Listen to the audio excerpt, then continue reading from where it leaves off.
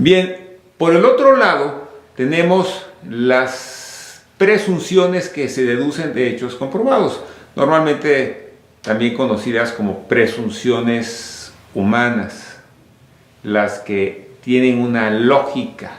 Entonces, en este caso, ¿cómo vamos nosotros a combatir una presunción legal? ¿Cómo vamos a probar en contrario? Con una presunción humana basada en ¿qué? En hechos probados, no nada más en lo que yo digo, no. Oye, esto es derivado de un préstamo, ¿ok? Pero el problema es que el fisco no cree que sea un préstamo. ¿Cómo le vamos a demostrar con hechos y pruebas que ese depósito corresponde fielmente a un préstamo? Es ahí donde nosotros vamos a conjuntar una serie de elementos que a cualquier juez versado en cuestiones de prueba, pues va a decir, sí señor, esto es un préstamo, ni para dónde hacerse. Aquí están los elementos necesarios para que no quede duda alguna.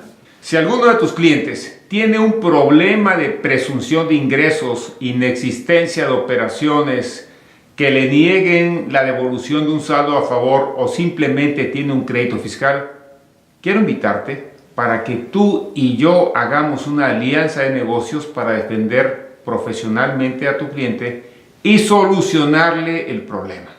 Cualquiera que sea el lugar de la República donde te encuentres, sea Tijuana, Cancún, Los Cabos, Mérida, Hermosillo, Monterrey, Guadalajara, Distrito Federal, en cualquier lugar, basta que tengas una línea de internet para que tú y yo podamos trabajar en equipo. Háblame al 55 60 17 38 75 o mándame un WhatsApp para ponernos de acuerdo. Espero tu llamada. Hecha la invitación, continuemos con el tema de este video que está muy interesante. Bien, ahora pasemos a lo que dispone el artículo 191. El artículo 191 dice que las presunciones legales o humanas admiten prueba en contrario, salvo cuando para una presunción legal exista prohibición expresa, y eso de expresa en mayúscula, expresa en la ley. Si no hay una prohibición expresa en la ley, cualquier presunción legal admite prueba en contrario. Máxime si aquí el mismo primer párrafo del artículo 59 dice salvo prueba en contrario, o sea, más claro ni el agua. Entonces es bien importante que ustedes siempre tengan presente que toda presunción establecida en ley admite prueba en contrario, salvo que expresamente y con todas sus letras se dirá contra esta presunción no se admite ningún tipo de prueba. Bueno, y ya veremos si esa disposición es constitucional o no, pero eso es harina de otro costal.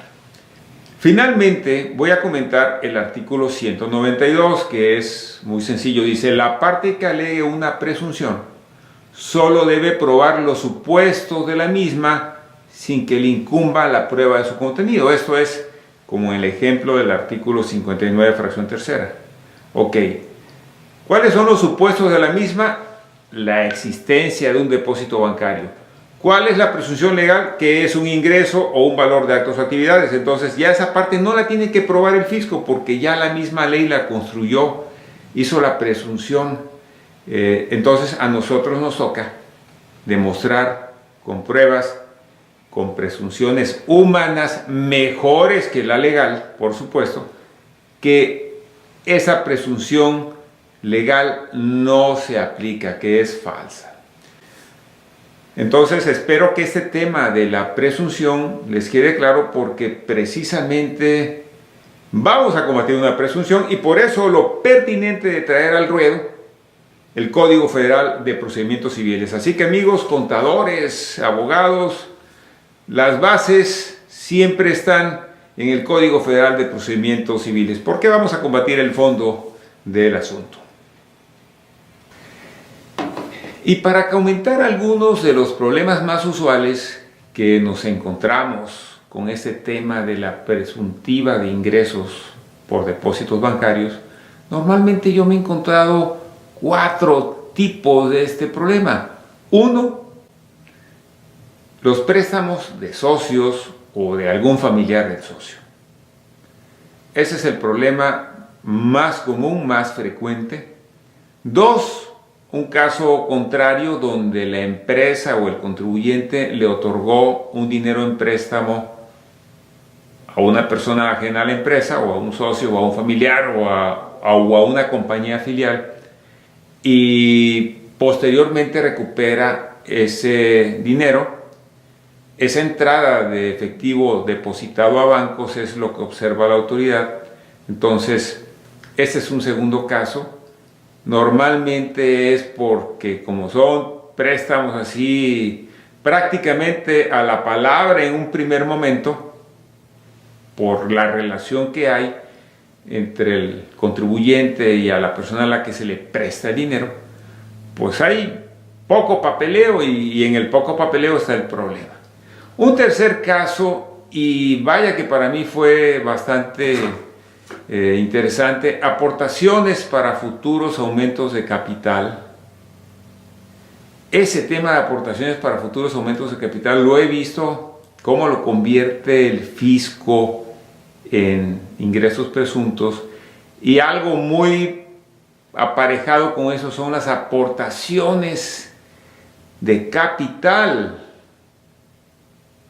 Y ustedes dirán, bueno, alguno de ustedes que ha leído el impuesto sobre la renta va a refutar, va a saltar y va a decir, oye, pero espérate, si la ley del impuesto sobre la renta dice que no son ingresos las aportaciones de capital, que no son ingresos los préstamos.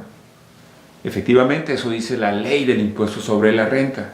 Pues nada más tenemos que probar que efectivamente se trata de un préstamo y que efectivamente se trata de una aportación de capital.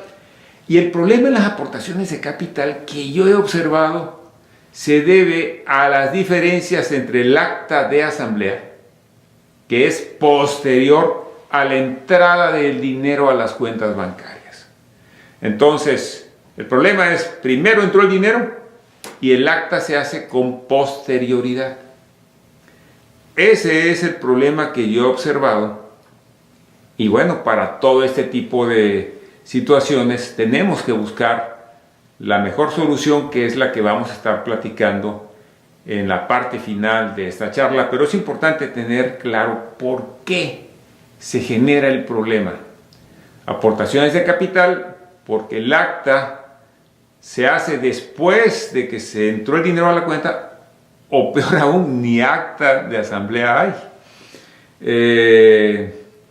Aportaciones para futuros aumentos de capital, pues por el estilo, entra el dinero y luego a fin de año hacen una aportación para futuros aumentos de capital, hacen el acta, y el fisco lo único que le dice a los jueces, oye juez, espérate, el acta es de fecha del mes de diciembre y el dinero entró desde febrero.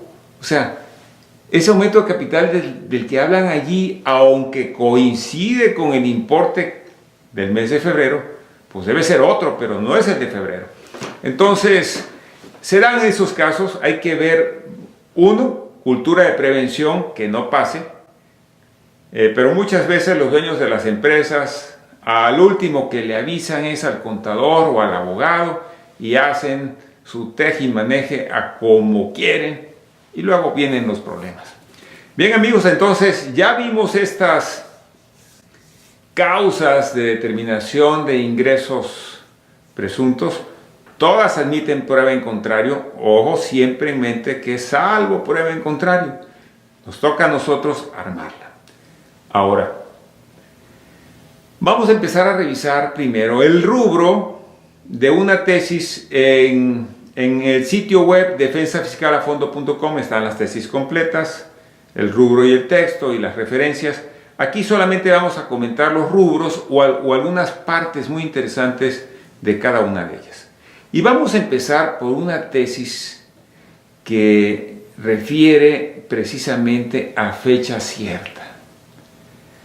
Y esta tesis es muy importante porque cuando le estamos entregando al fisco nuestras pruebas, la primera cosa con la que pretenden desarmarnos es decir, oye, ninguna de estas pruebas es de fecha cierta. Así que, amiguito, para mí no sirven. Entonces vamos a revisar esta primera tesis. Aclaro, es una tesis de un tribunal colegiado, no es ley, no es jurisprudencia de la Suprema Corte de Justicia, es de un tribunal y por lo tanto aplica solamente para su área de influencia, pero no se le puede forzar a otro colegiado a que asuma el mismo criterio. Por supuesto que lo podrían asumir y hay que pedirlo, pero cada tribunal colegiado tiene su manera de pensar. Cada juez, inclusive, o magistrado, como queramos llamarle, tiene su forma de pensar. Vayamos a ver el rubro de esta importante tesis.